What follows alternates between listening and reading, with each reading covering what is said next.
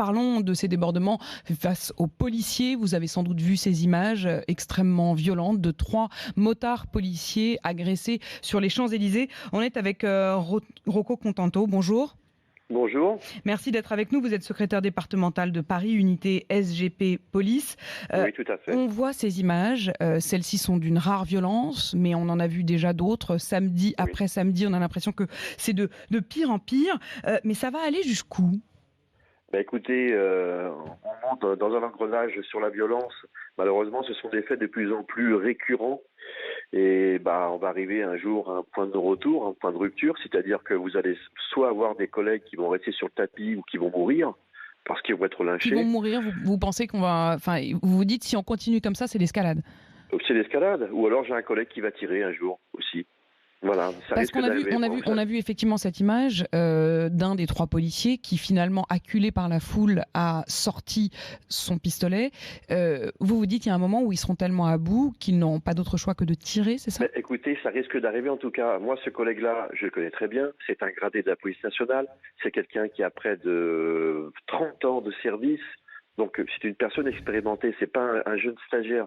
Vous voyez ce que je veux dire ? C'est ce qu'on voit d'ailleurs. Il la sort parce qu'à un moment, il va jusqu'à la menace.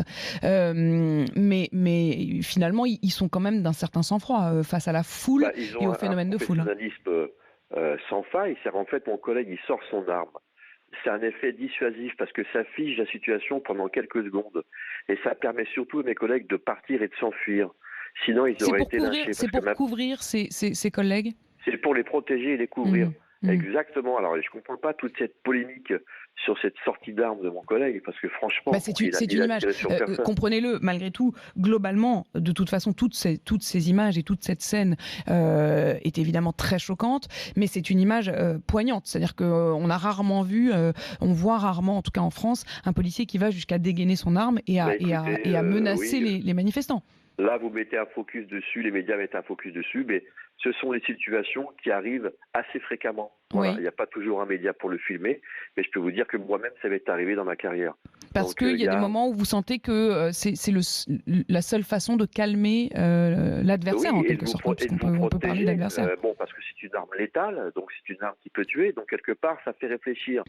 Parce que là, malheureusement, on assiste à des scènes de violence qui vont... Enfin, non seulement les policiers se font agresser, mais en fait, voilà, entre guillemets, ces délinquants, ces voyous, veulent non seulement les agresser, mais franchement, les blesser. Là, il y avait clairement pour moi une tentative d'homicide. D'ailleurs, il y a une plainte qui a été déposée. Tout à fait, une plainte a été déposée, mais justement, je voulais vous interroger aussi là-dessus. La plainte a été déposée, mais il n'y a pas eu du tout d'interpellation sur le moment. Ils ont été contraints à la fuite. C'est parce qu'il n'y avait pas suffisamment de monde ? C'est parce qu'ils ont été totalement débordés ? Ça n'a pas été suffisamment anticipé ? C'est-à-dire, en fait, malheureusement, les personnes, ces délinquants n'ont pas pu être interpellés immédiatement parce qu'il n'y avait pas de policiers à ce moment-là sur la scène. Simplement que les services de renseignement ont pris toutes les images et nous espérons que ces personnes vont être identifiées et interpellées. Pour l'instant, ce n'est pas encore le cas. Emmanuel Macron, en déplacement au Tchad, a dit hier « C'est maintenant l'ordre et la concorde qui doivent régner ». Mais j'ai envie de dire comment ? Écoutez, alors ça, je vais vous dire une bonne chose. Vous savez, là, l'histoire des Gilets jaunes, on est dans une crise politique. La police et la gendarmerie font leur travail, c'est-à-dire en fait le maintien de l'ordre et répriment les troubles à l'ordre public, mais cette crise politique, c'est au gouvernement de la dénouer. Voilà, c'est pas la police ni la gendarmerie, donc chacun sa partie.